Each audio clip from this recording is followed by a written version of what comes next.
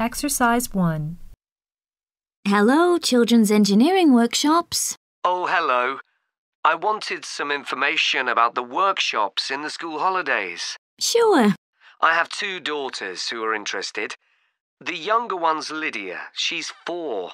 Do you take children as young as that? Yes, our tiny engineers workshop is for 4 to 5-year-olds. What sorts of activities do they do?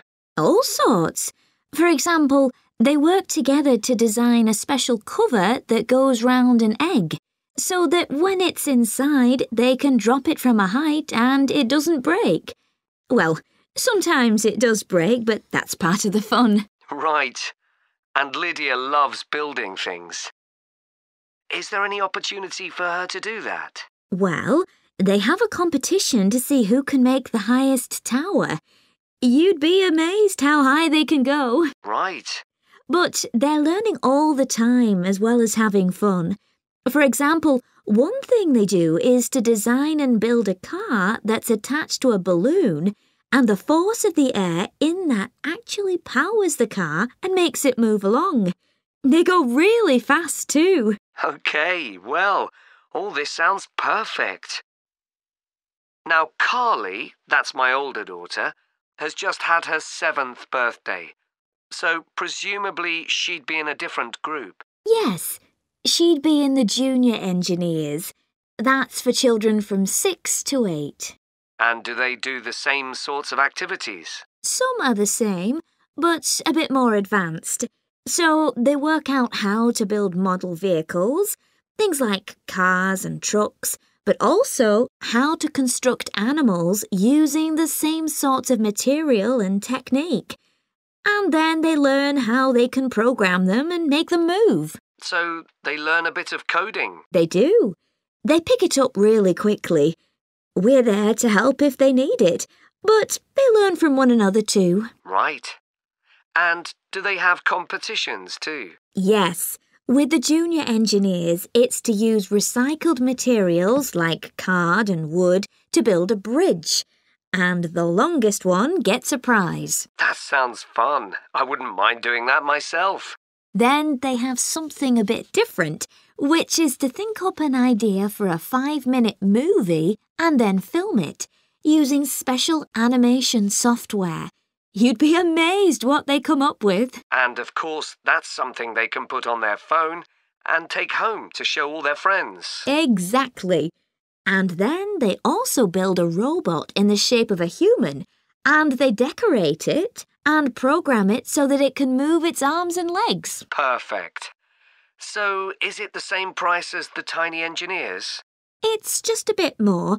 £50 for the 5 weeks. And are the classes on a Monday too? They used to be, but we found it didn't give our staff enough time to clear up after the first workshop, so we moved them to Wednesdays. The classes are held in the morning from 10 to 11. OK, that's better for me actually. And what about the location? Where exactly are the workshops held? They're in Building 10A. There's a big sign on the door. You can't miss it. And that's in Fradston Industrial Estate. Sorry? Fradston. That's F-R-A-D-S-T-O-N-E. And that's in Grassford, isn't it? Yes, up past the station. And will I have any parking problems there? No, there's always plenty available. So, would you like to enrol Lydia and Carly now? OK. So, can I have your full name and... Exercise 2. Good morning, everyone, and welcome to Stevenson's, one of the country's major manufacturers of metal goods. Thank you for choosing us for your 2 weeks of work experience. My name is Julia Simmons, and since the beginning of this year, I've been the managing director. Stevenson's is quite an old company. Like me, the founder, Ronald Stevenson, went into the steel industry when he left school. That was in 1923. He set up this company when he finished his apprenticeship in 1926, although he actually started making plans 2 years earlier in 1924. He was a very determined young man. Stevenson's long-term plan was to manufacture components for the machine tools industry, although in fact that never came about, and for the automotive industry, that is, cars and lorries. However, there was a delay of 5 years before that happened, because shortly before the company went into production, Stevenson was given the opportunity to make goods for hospitals and other players in the healthcare industry. So that's what we did for the first 5 years. Over the years, we've expanded the premises considerably. We were lucky that the site is big enough, so moving to a new location has never been necessary. However, the layout is far from ideal for modern machinery and production methods, so we intend to carry out major refurbishment of this site over the next 5 years. I'd better give you some idea of what you'll be doing during your 2 weeks with us, so you know what to expect. Most mornings you'll have a presentation from one of the managers to learn about their department, starting this morning with research and development. And you'll all spend some time in each department, observing what's going on and talking to people, as long as you don't stop them from doing their work altogether. In the past, a teacher from your school has come in at the end of each week to find out how the group were getting on, but your school isn't able to arrange that this year. OK, now I'll briefly help you to orientate yourselves around the site. As you can see, we're in the reception area, which we try to make attractive and welcoming to visitors. There's a corridor running left from here, and if you go along that, the door facing you at the end is the entrance to the coffee room. This looks out onto the main road on one side and some trees on the other, and that'll be where you meet each morning. The factory is the very big room on the far side of the site. Next to it is the warehouse, which can be accessed by lorries going up the road to the turning area at the end. You can get to the warehouse by crossing to the far side of the courtyard, and then the door is on your right. Somewhere you'll be keen to find is the staff canteen. This is right next to reception.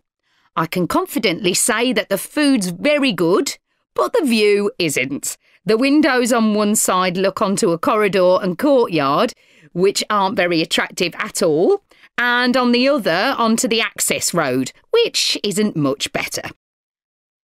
You'll be using the meeting room quite often, and you'll find it by walking along the corridor to the left of the courtyard and continuing along it to the end. The meeting room is the last one on the right, and I'm afraid there's no natural daylight in the room. Then you'll need to know where some of the offices are. The Human Resources Department is at the front of this building, so you head to the left along the corridor from reception, and it's the second room you come to. It looks out onto the main road. And finally, the boardroom, where you'll be meeting sometimes. That has quite a pleasant view, as it looks out onto the trees.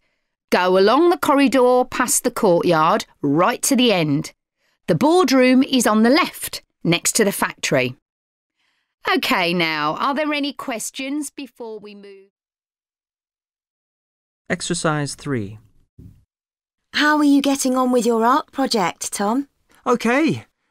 They gave us the theme of birds to base our project on, and I'm not really all that interested in wildlife, but I'm starting to get into it. I've pretty well finished the introductory stage. So have I. When they gave us all those handouts with details of books and websites to look at, I was really put off. But the more I read, the more interested I got. Me too. I found I could research so many different aspects of birds in art. Colour, movement, texture. So I was looking forward to the bird park visit. What a letdown. It poured with rain and we hardly saw a single bird. Much less use than the trip to the Natural History Museum. Yeah. I liked all the stuff about evolution there. The workshop sessions with Dr. Fletcher were good too, especially the brainstorming sessions. I missed those because I was ill. I wish we could have seen the projects last year's students did. I suppose they want us to do our own thing, not copy. Have you drafted your proposal yet? Yes, but I haven't handed it in. I need to amend some parts. I've realised the notes from my research are almost all just descriptions. I haven't actually evaluated anything, so I'll have to fix that. Oh, I didn't know we had to do that. I'll have to look at that too. Did you do a timeline for the project? Yes, and a mind map. Yeah, so did I. I quite enjoyed that. But it was hard having to explain the basis for my decisions in my action plan. What? You know, give a rationale. I didn't realise we had to do that. OK, I can add it now. And I've done the video diary presentation and worked out what I want my outcome to be in the project. Someone told me it's best not to be too precise about your actual outcome at this stage, so you have more scope to explore your ideas later on. So I'm going to go back to my proposal to make it a bit more vague. Really? OK, I'll change that too then. One part of the project I'm unsure about is where we choose some paintings of birds and say what they mean to us. Like, I chose a painting of a falcon by Landseer. I like it because the bird's standing there with his head turned to one side, but he seems to be staring straight at you. But I can't just say it's a bit scary, can I? You could talk about the possible danger suggested by the bird's look. Oh, OK.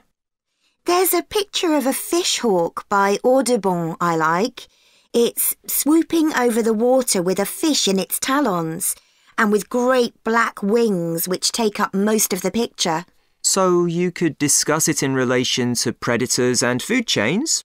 Well, actually, I think I'll concentrate on the impression of rapid motion it gives. Right. Do you know that picture of a kingfisher by Van Gogh? It's perching on a reed growing near a stream. Yes, it's got these beautiful blue and red and black shades. I've actually chosen it because I saw a real kingfisher once when I was little. I was out walking with my grandfather and I've never forgotten it. Oh, so we can use a personal link? Sure. OK. There's a portrait called William Wells. I can't remember the artist, but it's a middle-aged man who's just shot a bird. And his expression and the way he's holding the bird in his hand suggests he's not sure about what he's done. To me, it's about how ambiguous people are in the way they exploit the natural world. Interesting. There's Gauguin's picture, Vira Mati. He did it in Tahiti. It's a woman with a white bird behind her that is eating a lizard. And what I'm interested in is what idea this bird refers to. Apparently, it's a reference to the never-ending cycle of existence. Wow. I chose a portrait of a little boy, Giovanni de' Medici. He's holding a tiny bird in one fist. I like the way he's holding it carefully so he doesn't hurt it. Oh, right. Exercise 4. Ancient philosophy is not just about talking or lecturing or even reading long, dense books. In fact, it is something people have used throughout history to solve their problems and to achieve their greatest triumphs. Specifically, I am referring to Stoicism, which in my opinion is the most practical of all philosophies and therefore the most appealing. Stoicism was founded in ancient Greece by Zeno of Citium in the early 3rd century BC, but was practiced by the likes of Epictetus, Cato, Seneca, and Marcus Aurelius. Amazingly, we still have access to these ideas, despite the fact that the most famous Stoics never wrote anything down for publication. Cato definitely didn't. Marcus Aurelius never intended his meditations to be anything but personal. Seneca's letters were, well, letters, and Epictetus's thoughts come to us by way of a note-taking student. Stoic principles were based on the idea that its followers could have an unshakable happiness in this life, and the key to achieving this was virtue.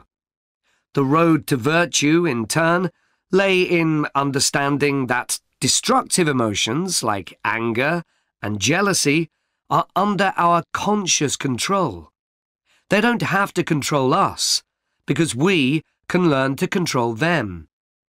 In the words of Epictetus, external events I cannot control, but the choices I make with regard to them I do control. The modern-day philosopher and writer Nassim Nicholas Taleb defines a Stoic as someone who has a different perspective on experiences which most of us would see as wholly negative. A Stoic transforms fear into caution, pain into transformation, mistakes into initiation, and desire into undertaking. Using this definition as a model, we can see that throughout the centuries, Stoicism has been practiced in more recent history by kings, presidents, artists, writers, and entrepreneurs. The founding fathers of the United States were inspired by the philosophy.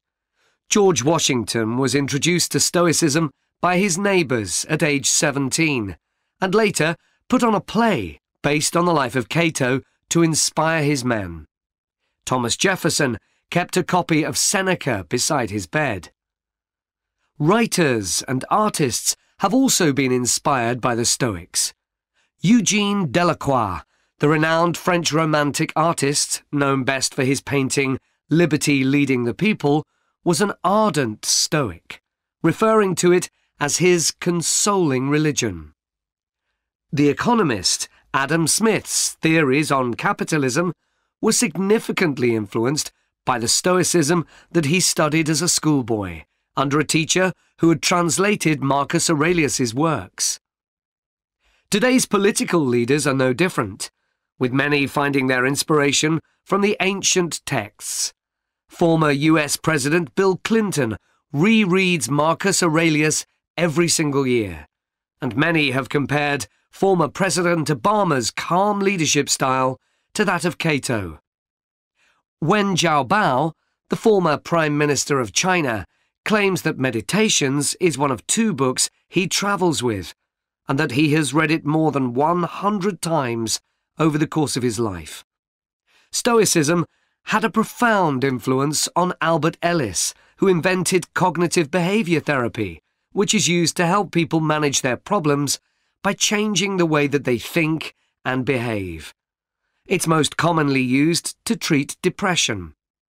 The idea is that we can take control of our lives by challenging the irrational beliefs that create our faulty thinking, symptoms, and behaviours by using logic instead. Stoicism has also become popular in the world of business.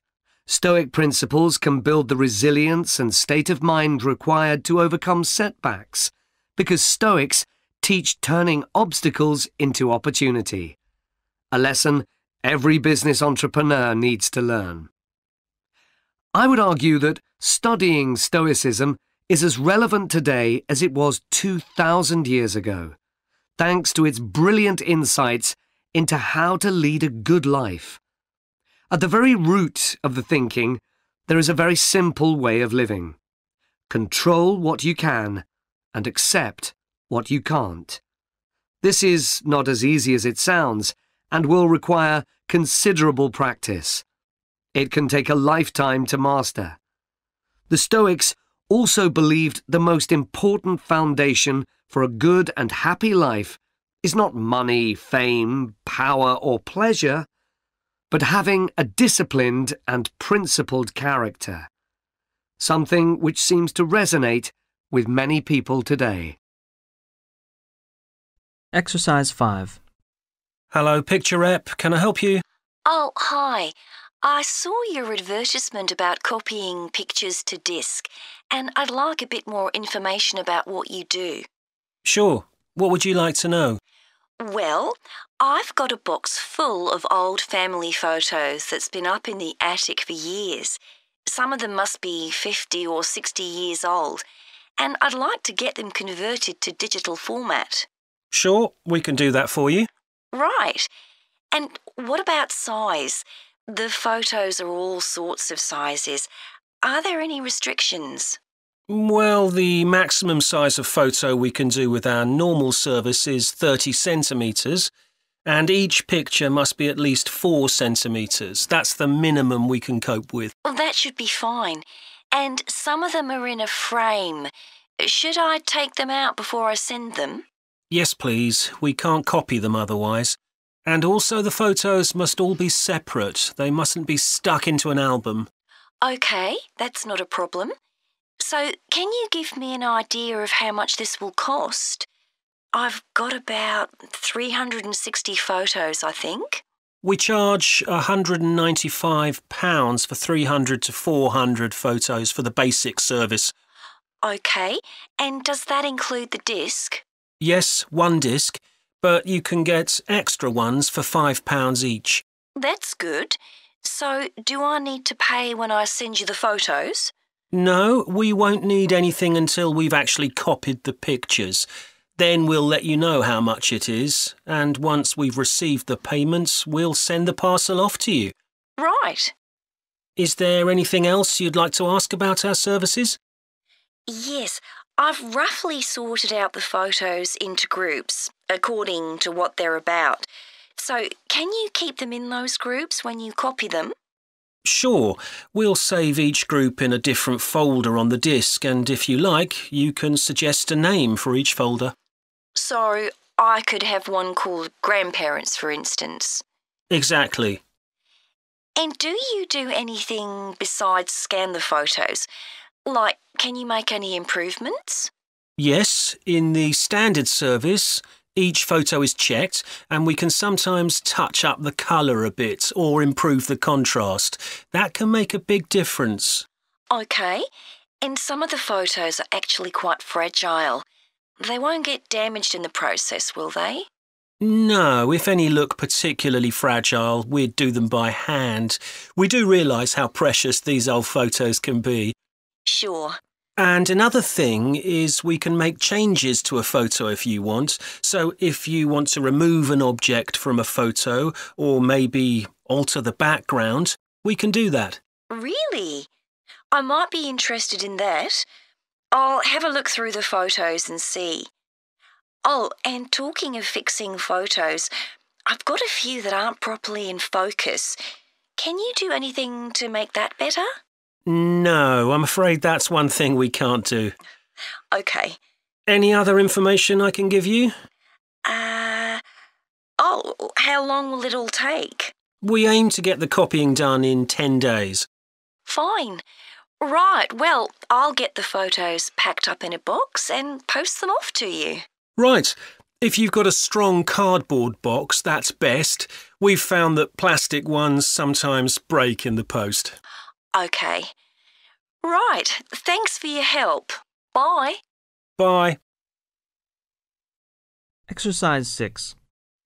Good morning, and thank you for coming here today.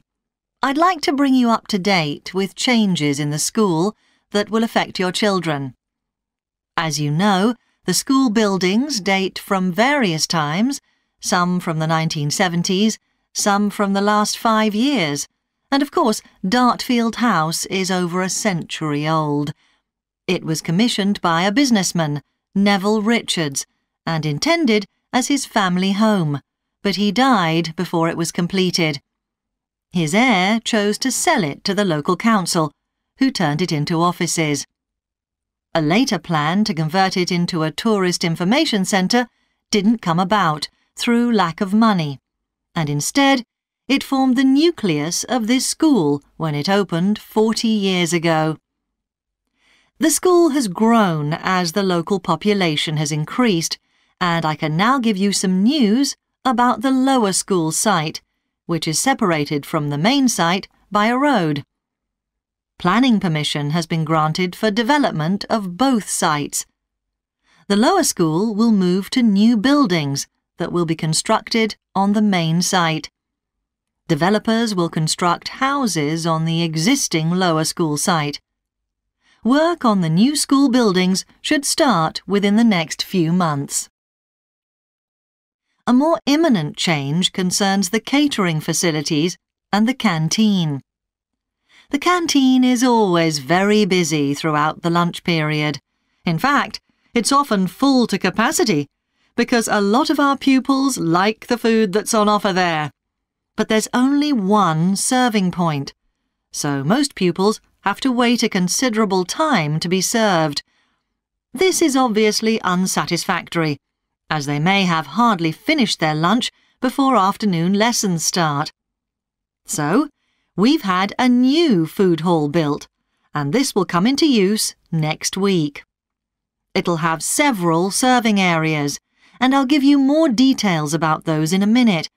But one thing we ask you to do to help in the smooth running of the food hall is to discuss with your children each morning which type of food they want to eat that day, so they can go straight to the relevant serving point. There won't be any junk food.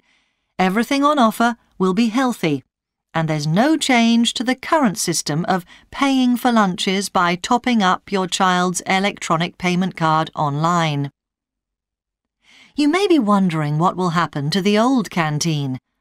We'll still have tables and chairs in there, and pupils can eat food from the food hall or lunch they've brought from home. Eventually, we may use part of the canteen for storage, but first, we'll see how many pupils go in there at lunchtime. OK, back to the serving points in the food hall, which will all have side dishes, desserts, and drinks on sale, as well as main courses. One serving point we call World Adventures. This will serve a different country's cuisine each day. Maybe Chinese one day and Lebanese the next. The menus will be planned for a week at a time, so pupils will know what's going to be available the whole of that week. Street life is also international, with food from 3 particular cultures. We'll ask pupils to make suggestions, so perhaps sometimes there'll be food from Thailand, Ethiopia, and Mexico, and then one of them will be replaced by Jamaican food for a week or 2. The Speedy Italian serving point will cater particularly for the many pupils who don't eat meat or fish. They can be sure that all the food served there is suitable for them. There'll be plenty of variety, so they shouldn't get bored with the food. OK, that's all on the new food hall. Now, after-school lessons. These are very popular with pupils, particularly swimming. In fact, there's a waiting list for lessons. Cycling is another favourite, and I'm delighted that dozens of pupils make use of the chance to learn to ride in off-road conditions. It means that more and more cycle to and from school every day. As you know, we have a well-equipped performance centre, and we're going to start drama classes in there too. Pupils will be able to join in just for fun, or work up to taking part in a play. We hope to put on at least one a year. We already teach a number of pupils to use the sound and lighting systems in the centre, and a former pupil has given a magnificent grand piano to the school, so a few pupils will be able to learn at the school instead of going to the local college, as many of them do at the moment. Exercise 7. So, Luke, for our next psychology assignment, we have to do something on sleep and dreams. Right. I've just read an article suggesting why we tend to forget most of our dreams soon after we wake up. I mean, most of my dreams aren't that interesting anyway. But what it said was that if we remembered everything, we might get mixed up about what actually happened and what we dreamed. So it's a sort of protection. I hadn't heard that idea before.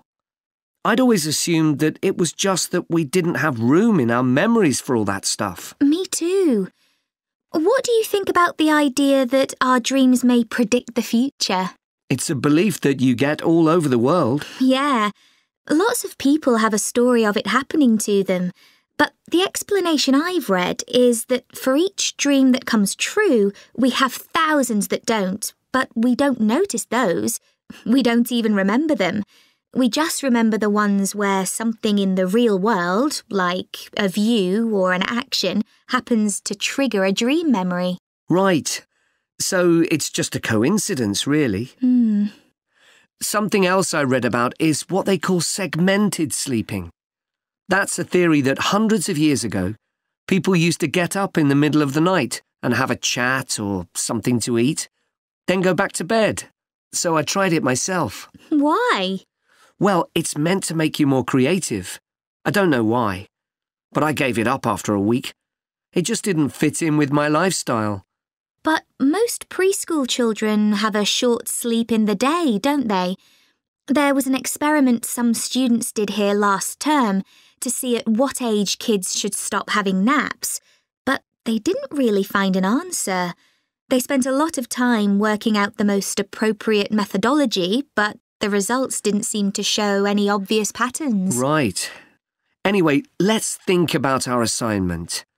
Last time I had problems with the final stage, where we had to describe and justify how successful we thought we'd been. I struggled a bit with the action plan too. I was okay with the planning, but I got marked down for the self-assessment as well. And I had big problems with the statistical stuff. That's where I really lost marks. Right. So, shall we plan what we have to do for this assignment? Okay. First, we have to decide on our research question. So, how about, is there a relationship between hours of sleep and number of dreams? Okay. Then we need to think about who we'll do the study on. About 12 people? Right.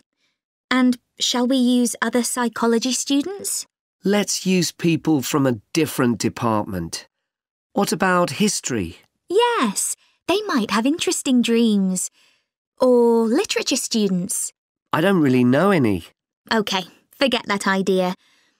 Then we have to think about our methodology. So we could use observation, but that doesn't seem appropriate. No. It needs to be self-reporting, I think. And we could ask them to answer questions online. But in this case, paper might be better, as they'll be doing it straight after they wake up.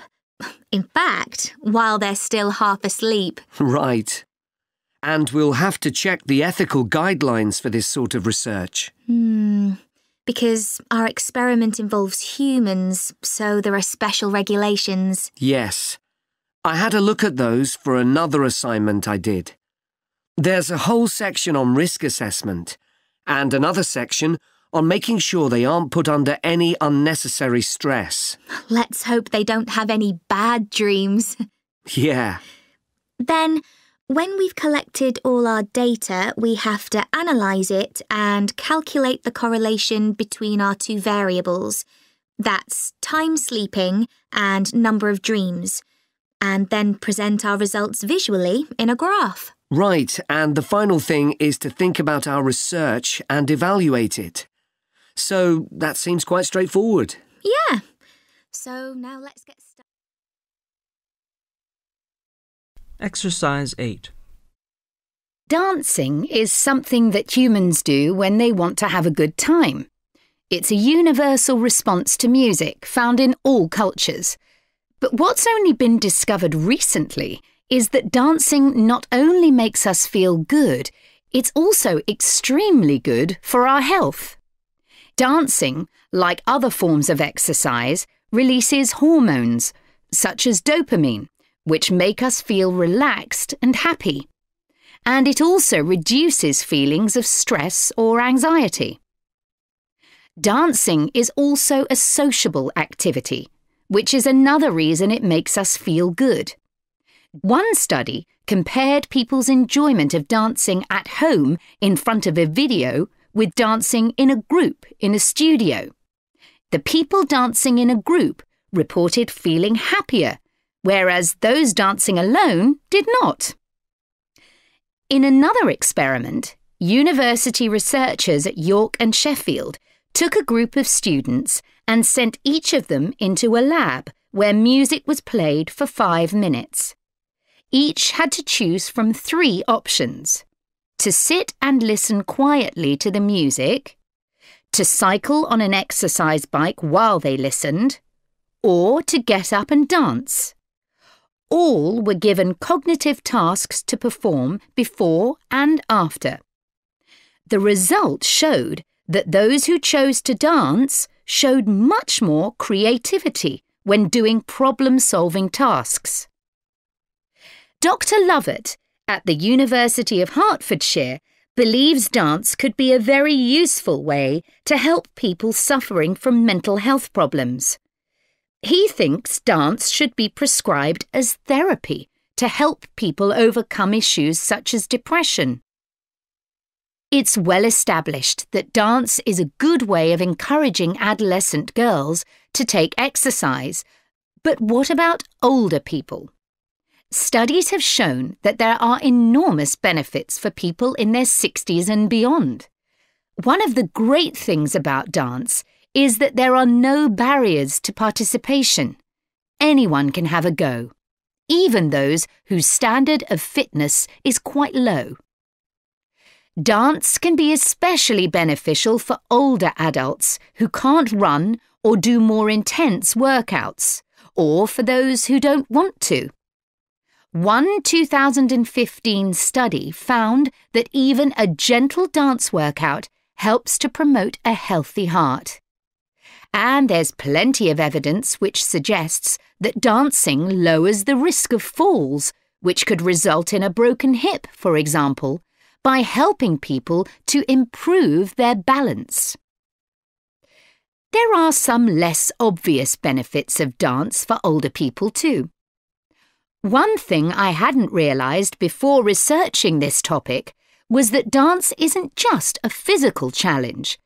It also requires a lot of concentration, because you need to remember different steps and routines. For older people, this kind of activity is especially important because it forces their brain to process things more quickly and to retain more information. Current research also shows that dance promotes a general sense of well-being in older participants, which can last up to a week after a class. Participants report feeling less tired and having greater motivation to be more active and do daily activities such as gardening or walking to the shops or a park. Ballroom or country dancing, both popular with older people, have to be done in groups. They require collaboration and often involve touching a dance partner, all of which encourages interaction on the dance floor. This helps to develop new relationships and can reduce older people's sense of isolation, which is a huge problem in many countries. I also looked at the benefits of Zumba. 15 million people in 180 countries now regularly take a Zumba class, an aerobic workout based on Latin American dance moves. John Porcari, a professor of exercise and sports science at the University of Wisconsin, analysed a group of women who were Zumba regulars and found that a class lasting 40 minutes burns about 370 calories. This is similar to moderately intense exercises like step aerobics or kickboxing. A study in the American Journal of Health Behaviour showed that when women with obesity did Zumba 3 times a week for 16 weeks, they lost an average of 1.2 kilos and lowered their percentage of body fat by 1%. More importantly, the women enjoyed the class so much that they made it a habit and continued to attend classes at least once a week. Very unusual for an aerobic exercise program. Dance is never going to compete with high-intensity workouts when it comes to physical fitness gains, but its popularity is likely to keep on rising because it's such a fun way to keep fit. Exercise 9. Hello, Junior Cycle Camp. Jake speaking. Hi, I'm calling for some information about the cycle camp. I'm thinking of sending my son. Great. Well, it's held every weekday morning over the summer vacation, and we focus on basic cycling skills and safety. We have 8 levels for children from 3 years upwards. How old's your son? Charlie? He's 7. He can ride a bike, but he needs a little more training before he's safe to go on the road. He'd probably be best in level 5. They start off practicing on the site here, and we aim to get them riding on the road. But first, they're taken to ride in the park, away from the traffic. Right. And can you tell me a bit about the instructors? Well, all our staff wear different colored shirts. So we have 3 supervisors, and they have red shirts. They support the instructors, and they also stand in for me if I'm not around. Then the instructors themselves are in blue shirts, and one of these is responsible for each class. Okay. In order to be accepted, all our instructors have to submit a reference from someone who's seen them work with children. Like if they've worked as a babysitter, for example. Then they have to complete our training course, including how to do lesson plans and generally care for the well-being of the kids in their class. They do a great job, I have to say. Right. And tell me a bit about the classes. What size will Charlie's class be?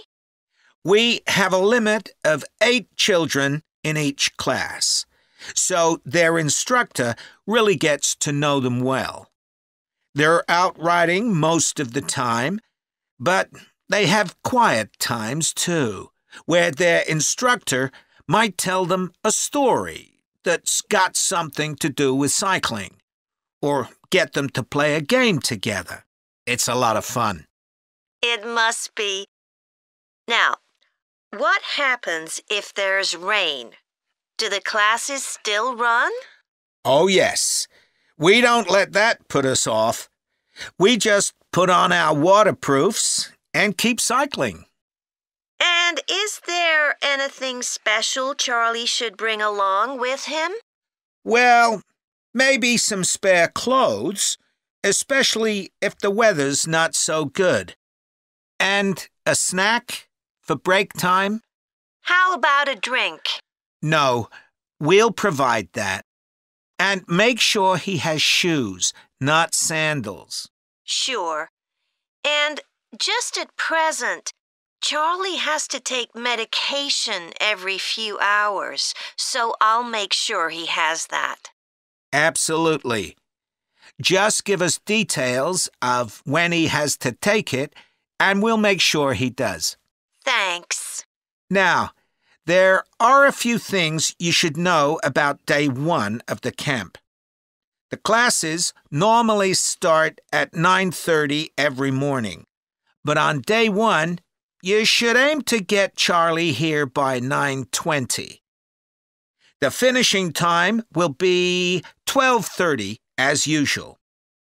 We need the additional time because there are a few extra things to do.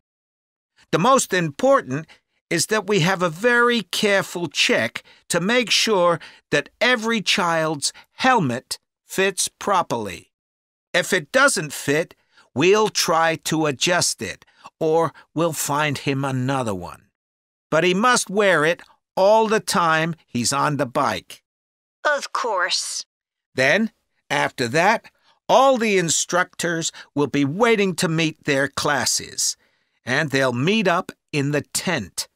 You can't miss it, and each instructor will take their class away and get started. Okay, well, that all sounds good. Now, can you tell me how much the camp costs a week? $199. We've managed to keep the price more or less the same as last year. It was $190 then. But the places are filling up quite quickly. Right. Okay, well, I'd like to book for the... Exercise 10. Hello everyone. My name's Megan Baker and I'm a recruitment consultant at AVT Recruitment Specialists. Now, our company specialises in positions that involve working in the agriculture and horticulture sectors, so that's fresh food production, garden and park maintenance and so on. And these sectors do provide some very special career opportunities. For a start, they often offer opportunities for those who don't want to be stuck with a 40-hour week, but need to juggle work with other responsibilities, such as childcare. And this is very important for many of our recruits. Some people like working in a rural setting, surrounded by plants and trees instead of buildings, although we can't guarantee that. But there are certainly health benefits, especially in jobs where you're not sitting all day looking at a screen, a big plus for many people. Salaries can sometimes be good too, although there's a lot of variety here. And you may have the opportunity in some types of jobs for travel overseas, although that obviously depends on the job, and not everyone is keen to do it. Of course, working outdoors does have its challenges. It's fine in summer, but can be extremely unpleasant when it's cold and windy. You may need to be pretty fit for some jobs, though with modern technology, that's not as important as it once was. And standards of health and safety are much higher now than they used to be, so there are fewer work-related accidents. But if you like a lively city environment surrounded by lots of people, these jobs are probably not for you. They're often in pretty remote areas. And some people worry about finding a suitable place to live, but in our experience, this usually turns out fine. Now, let me tell you about some of the exciting jobs that we have on our books right now. One is for a fresh food commercial manager. Our client here is a very large fresh food producer, supplying a range of top supermarkets. They operate in a very fast-paced environment with low profit margins. The staff there work hard, but they play hard as well. So if you've a sociable personality, this may be for you. We have an exciting post as an agronomist, advising farmers on issues such as crop nutrition, protection against pests, and the latest legislation on farming and agricultural practices. There are good opportunities for the right person to quickly make their way up the career ladder, but a deep knowledge of the agricultural sector is expected of applicants. A leading supermarket is looking for a fresh produce buyer who is available for a 12-month maternity cover contract. You need to have experience in administration, planning and buying in the fresh produce industry, and in return will receive a very competitive salary. We have also received a request for a sales manager for a chain of garden centres. You will be visiting centres in the region to ensure their high levels of customer service are maintained. This post is only suitable for someone who is prepared to live in the region. There is also a vacancy for a tree technician to carry out tree cutting, forestry and conservation work. Candidates must have a clean driving licence and have training in safety procedures. A year's experience would be preferred, but the company might be prepared to consider someone who has just completed an appropriate training course. Finally, we have a position for a farm worker. This will involve a wide range of farm duties, including crop sowing and harvesting, machine maintenance, and animal care. Perks of the job include the possibility of renting a small cottage on the estate and the chance to earn a competitive salary. A driving licence and tractor driving experience are essential. Exercise 11. OK, Rosie, shall we try to get some ideas together for our presentation on diet and obesity? Sure. I can talk about the experiment I did to see if people can tell the difference between real sugar and artificial sweeteners. Where you gave people drinks with either sugar or artificial sweeteners, and they had to say which they thought it was? Yeah, it took me ages to decide exactly how I'd organise it, especially how I could make sure that people didn't know which drink I was giving them. It was hard to keep track of it all, especially as I had so many people doing it. I had to make sure I kept a proper record of what each person had had. So, could most people tell the difference? Yeah, I hadn't thought that they would be able to, but most people could. Then there's that experiment I did, measuring the fat content of nuts, to see if the nutritional information given on the packet was accurate. The one where you ground up the nuts and mixed them with a chemical to absorb the fat? Yes. My results were a bit problematic. The fat content for that type of nut seemed much lower than it said on the package. But I reckon the package information was right. I think I should probably have ground up the nuts more than I did. It's possible that the scales for weighing the fat weren't accurate enough too. I'd really like to try the experiment again sometime. So what can we say about helping people to lose weight? There's a lot we could say about what restaurants could do to reduce obesity. I read that the items at the start of a menu and the items at the end of a menu are much more likely to be chosen than the items in the middle. So, if you put the low-calorie items at the beginning and end of the menu, people will probably go for the food with fewer calories without even realising what they're doing. I think food manufacturers could do more to encourage healthy eating. How?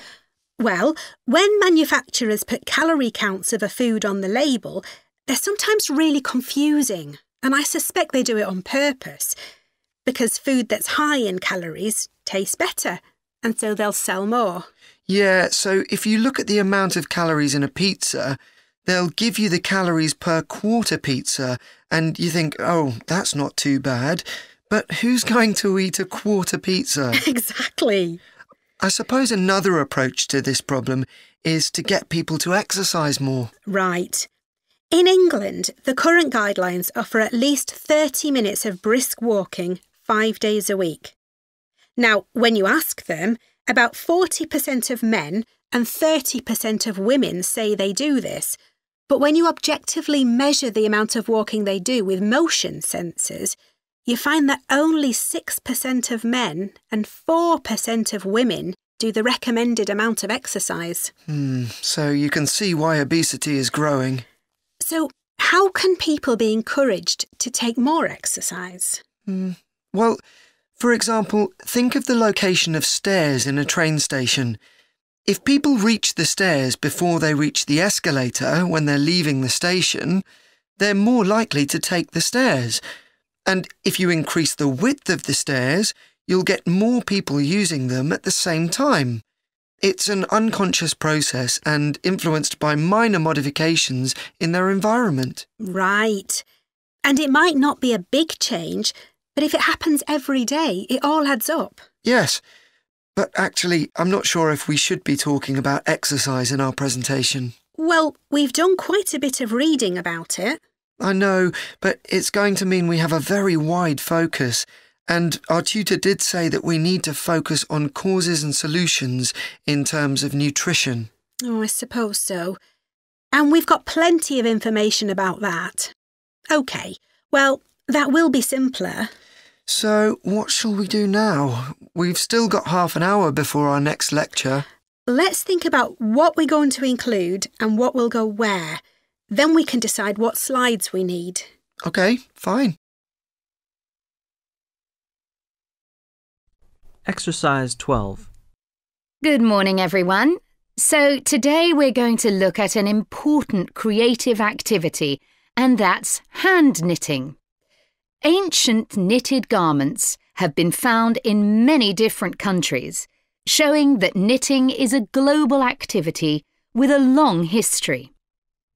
When someone says the word knitting, we might well picture an elderly person, a grandmother perhaps, sitting by the fire knitting garments for themselves or other members of the family. It's a homely image, but one that may lead you to feel that knitting is an activity of the past. And indeed, during the previous decade, it was one of the skills that was predicted to vanish from everyday life. For although humans have sewn and knitted their own clothing for a very long time, many of these craft-based skills went into decline when industrial machines took over, mainly because they were no longer passed down from one generation to another. However, that's all changing, and interest in knitting classes, in many countries, is actually rising, as more and more people are seeking formal instruction in the skill. With that trend, we're also seeing an increase in the sales figures for knitting equipment. So, why do people want to be taught to knit at a time when a machine can readily do the job for them? The answer is that knitting, as a handicraft, has numerous benefits for those doing it. Let's consider what some of these might be. While many people knitted garments in the past because they couldn't afford to buy clothes, it's still true today that knitting can be helpful if you're experiencing economic hardship. If you have several children who all need warm winter clothes, knitting may save you a lot of money.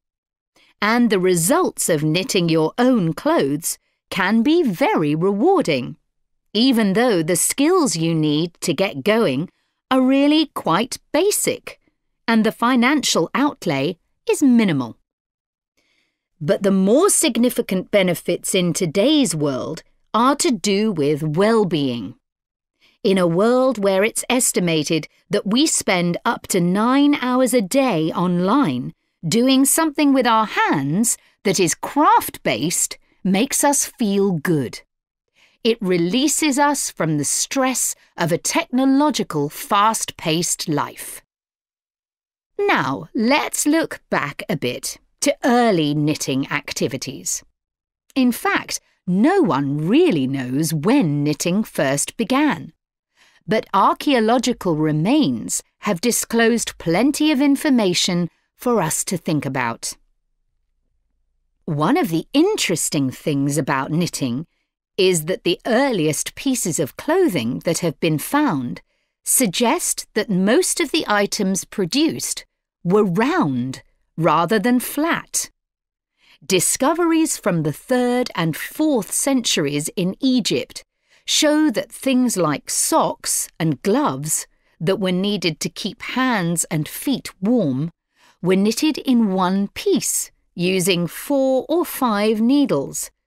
That's very different from most knitting patterns today, which only require 2. What's more, the very first needles people used were hand-carved out of wood and other natural materials, like bone, whereas today's needles are largely made of steel or plastic and make that characteristic clicking sound when someone's using them. Ancient people knitted using yarns made from linen, hemp, cotton and wool, and these were often very rough on the skin. The spinning wheel, which allowed people to make finer yarns and produce much greater quantities of them, led to the dominance of wool in the knitting industry, often favoured for its warmth.